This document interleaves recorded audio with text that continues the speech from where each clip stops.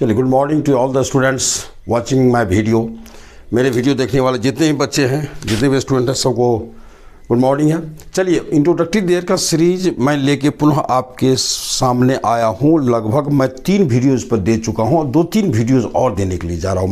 मैं बोला था कि मैं इसको रेसा निकाल के बताऊँगा, चूँकि इसमें कमेंट के दृष्टिकोण से भी बहुत ही महत्वपूर्ण है। और आपको ये मैं कह दूँ, रैपिड फायर भी इससे क्वेश्चन मुझे देखने को मिला था। तो कहने का मतलब इम्पॉर्टेंट चैप्टर, आप इसको समझकर अध्ययन करें। और मैं सारे मटेरियल्स इंट्रोडक्टरी देयर से रिलेटेड मैं आपके सामने रखने जा रहा हूँ। और हिंदी टू इंग्लिश और इंग्लिश टू हिंदी भी देने जा रहा हूँ, चूँकि अब ये न्यूज़पेपर पढ़ने के दृष्टिकोण से, पैसेज को पढ़ने के दृष्टिकोण से भी वो आप इसको अध्ययन करें। चूँकि मैं इंग्लिश से हिंदी और हिंदी टू इंग्लिश ये भी देने जा रहा हूँ। ये सारी चीज़ों को मिला जुला कर आप पढ़ेंगे, चूँकि इंग्लिश तो है, सब चीज़ मिला के पढ़ने की चीज़ है। तो चलिए, एक प्रश्न है आपके सामने। चूँकि इंट्रोडक्टरी देयर का प्रयोग करने कुछ कंडीशंस होते हैं, उसकी सभी वर्ब तो आते नहीं, कुछ खास वर्ब है।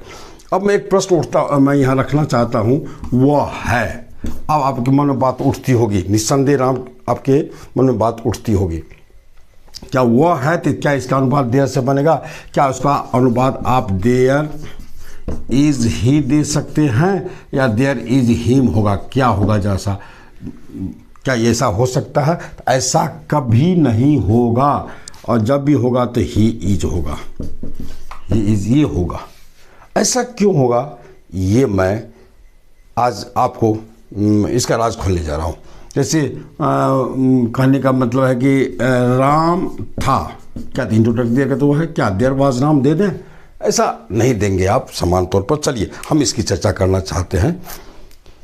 इसमें है क्या, बस आपको 10-20 मिनट की वीडियो में सारी चीज़ें क्लियर हो जाएगी, ये सब एकदम क्लियर हो जाएगा।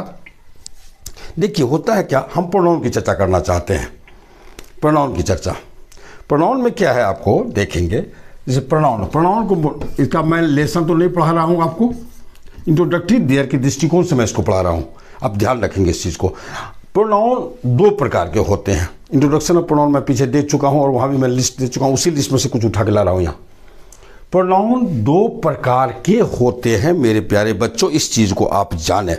इंट्रोडक्टरी देयर में कुछ बहुत प्रोनाउन पे हम चर्चा नहीं करने जा रहे हैं। हमें इंट्रोडक्टरी देयर के साथ प्रयोग हम किस प्रोनाउन का करते हैं, किसके साथ नहीं करते हैं, हम उसकी चर्चा करने जा रहे हैं। आपको, आप उस चीज़ को जान लो, बेहतरीन ढंग से आप जान लो। तो प्रोनाउन 2 ढंग के होते हैं, आप ये जान लो। एक होता है indefinite pronoun, INDEFINIT, indefinite pronoun.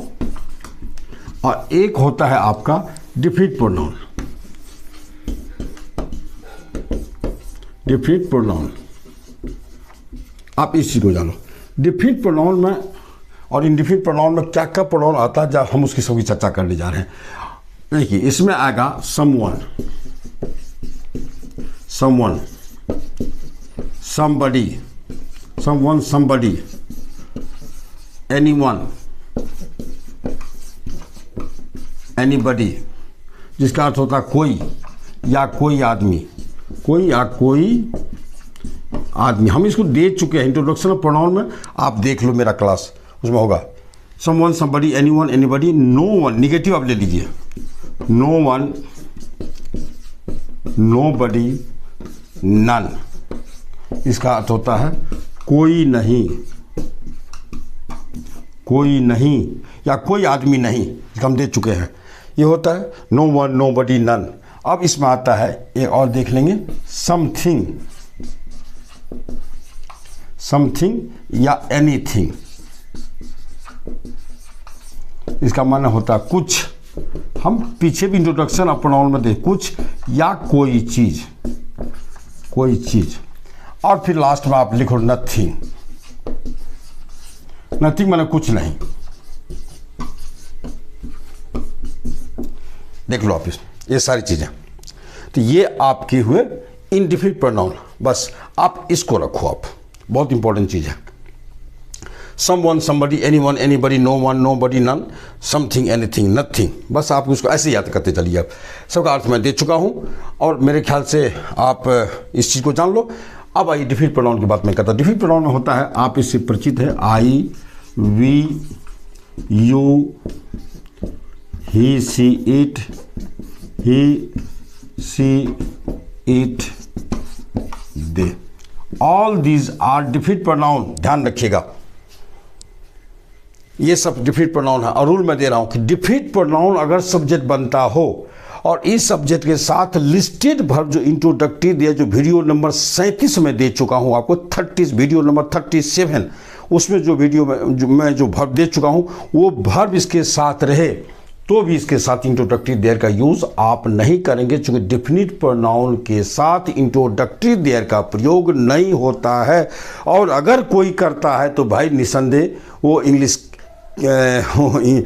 को हलाल करता है, ऐसा नहीं हो। मैं कुछ टीचर को देखा था there plus am is are का प्रयोग होता है, जब एम खास करके आई के लिए बना है और आई का प्रयोग इंट्रोडक्टरी देयर के साथ होता ही नहीं है, तो क्या देयर के साथ एम लेंगे आप?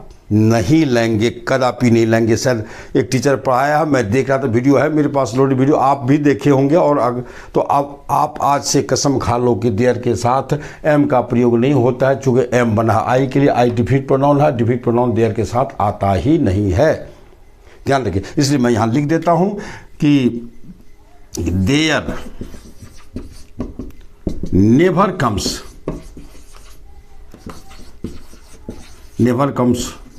with these pronoun। मैं इंग्लिश में लिख दिया कि अब आप ये जान लो कि there never comes with these pronouns, कि इस प्रोनाउन के साथ देयर का प्रयोग कभी नहीं होता है। इसलिए अभी मैं दिया था कि वह है हीज, देयर इज ही। अब बोलिए आप तय कर लो कि हीज मैंने क्यों दिया था। चलिए मैं चर्चा कर रहा हूँ फिर, अब देख लो कोई बड़ी सी बात नहीं है। चलिए अब आइए डिफिट प्रोनाउन। हाँ, ये आपका इंट्रोडक्टरी देयर पढ़ाते समय जो वीडियो नंबर 37 में जो वर्ब हो, वो वर्ब अगर इसके साथ हो और ये सब सब्जेक्ट बनता हो तो इसके साथ आप देयर का प्रयोग बेहिचक करेंगे।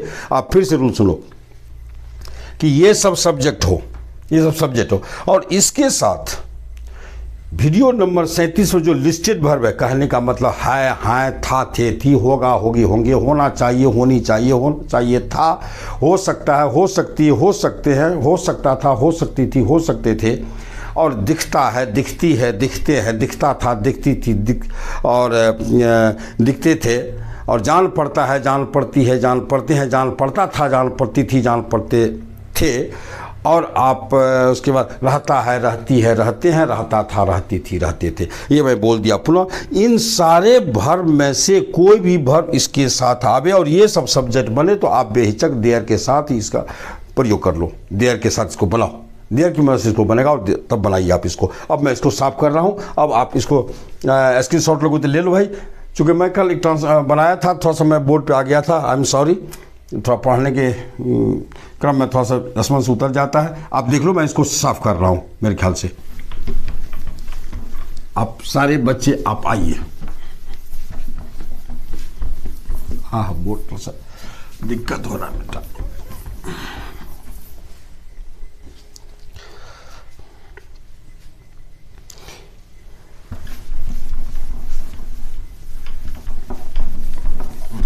मैं इस पर कई ट्रांसफर बनाने जा रहा हूँ आपको, सारे बच्चे आप देख लो, और ये तुरंत आपका जो भ्रम है ये तुरंत दूर हो जाएगा, कोई दिक्कत इसमें नहीं। उसमें से किसी भी वर्ब को आप उठा के ला सकते हो इस इंडिफिनिट प्रोनाउन के साथ। इंडिफिनिट प्रोनाउन रहेगा सब्जेक्ट और उसका लिस्टेड जो वर्ब इंट्रोडक्टरी देयर का जो वर्ब है जो उसके साथ आता है, जो कंडीशन के तहत आता है, बस आप उसके साथ इसको रखो, इस प्रोनाउन को, और आराम से आप बनाते चलो। देख लो अब मैं देने जा रहा हूँ। अब यहाँ देखिए, कोई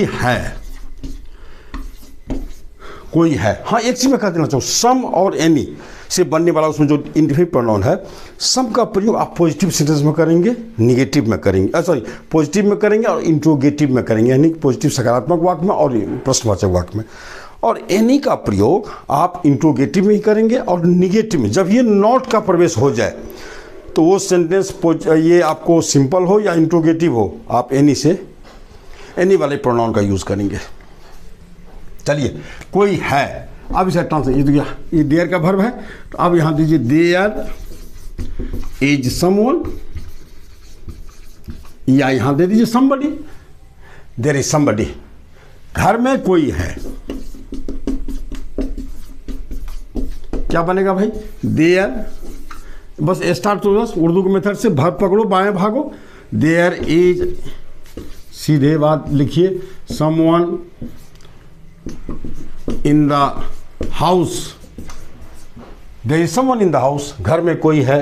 चलिए अब कोई था तो there was someone, there was somebody. अब मैं देता कोई नहीं है, निगेटिव, कोई नहीं है। अब इस ट्रांसफर को दो ढंग से बना सकते हैं हम।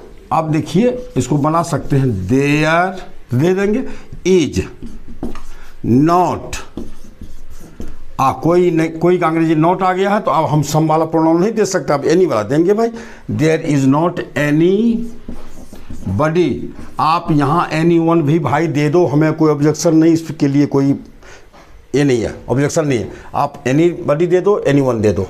अब आप क्या करो, इसी ट्रांसफर को हम एक और मेथड से बना सकते हैं। देयर इज तो दे दिए, नॉट प्लस एनी वन हो जाता है नो बडी। नो बडी बने कोई नहीं, कोई नहीं का डायरेक्ट इंग्लिश ले लेते हैं हम उठा के, तो यहाँ देते हैं नो बडी, यहाँ ये तो नो बडी हो गया। अब दे दो आराम से, तो कोई नहीं है। अब इसको ढेर सारे ट्रांसफर बना सकते हैं, लंबे लंबे सेंटेंस बना सकते हैं। जैसे अब दे दो कुछ, कोई वर्ब उठा ले लेते हैं हम, कुछ होना चाहिए, कुछ होना चाहिए। चलिए भाई ले लेते हैं उठा करके। अब देख लो, अब इसका ट्रांसलेशन क्या बनेगा, कुछ होना चाहिए तो होना चाहिए देयर का वर्ब है कि नहीं है। अब देख लो, देयर होना चाहिए शुड बी, और कुछ का समथिंग, तो आप इसका क्या बनेगा, देयर शुड बी। देयर लगा दो भाई आप चुपचाप यहाँ, देयर, अब बस वर्ब से स्टार्ट करो, शुड बी समथिंग, कुछ होना चाहिए। अब देखिए कुछ नहीं होना चाहिए, कुछ नहीं होना चाहिए, क्या बनेंगे आप, कुछ नहीं का अंग्रेजी डायरेक्ट है तो नथिंग, तो आप दे दो देयर लगा दीजिए, और देयर का सीधा चलिए, होना चाहिए शुड बी नथिंग। या अगर नॉट का अगर आप इंग्लिश अलग से देंगे तो इसके लिए एनीथिंग कर देंगे। इसका ट्रांसलेशन दो ढंग से बनेंगे, हम लोग बना सकते हैं आपको, there should be not anything, या इसको सॉरी गलती हो गई, देयर शुड, एक चीज मैं कहने के लिए भूल गया था, लिखना जरूरी है, there should not be anything. Slip of tongue है मेरे, मैं स्लिप कर गया मेरी जबान। तो आप जो अगर आप नॉट को लाना चाहते हैं तो अब आप क्या करेंगे, ये जो है मेरा ये हेल्पिंग वर्ब है, ये मेन वर्ब है। तो जब ये नॉट आप लाते हैं, जब ये आपको डबल वर्ब वाला जितना भी वर्ब है, डबल, जैसे कि should be, should have been, triple है, सब हैं, 2 3 वाले जितने ग्रुप हैं, अगर उसमें नोट आप लेंगे तो पहला जो हेल्पिंग वर्ब होगा उसके बाद नोट लगा दीजिएगा, कोई झंझट इसमें नहीं है। जैसे शुड हैव बीन भी अगर देंगे तो शुड नॉट हैव बीन, ये हो जाता है। तो ये कुछ नहीं होना चाहिए। हाँ, अगर आप सीधा दे देते हैं नथिंग तो कोई दिक्कत नहीं है, देयर लगा देंगे हम, देयर शुड बी नथिंग लगा दो, तब तो कोई झंझट नहीं रहता। नथिंग सीधे अपना आ गया लेकर के, एनीथिंग को लेगा, नॉट और एनीथिंग दोनों मिलके इसमें आ गया। नथिंग में दोनों चीज़ का समावेश है, आप इसको आराम से लिखो, कोई दिक्कत है नहीं इसमें। तो इसलिए ये ट्रांसलेशन हुआ आपका। अब कोई भी ट्रांसलेशन बना सकते हैं, इसीलिए इसमें अब आप थोड़े काल के लिए मैं आप बच्चों के मन में जो भ्रम रहता, हम उस भ्रम को तोड़ना चाहते हैं।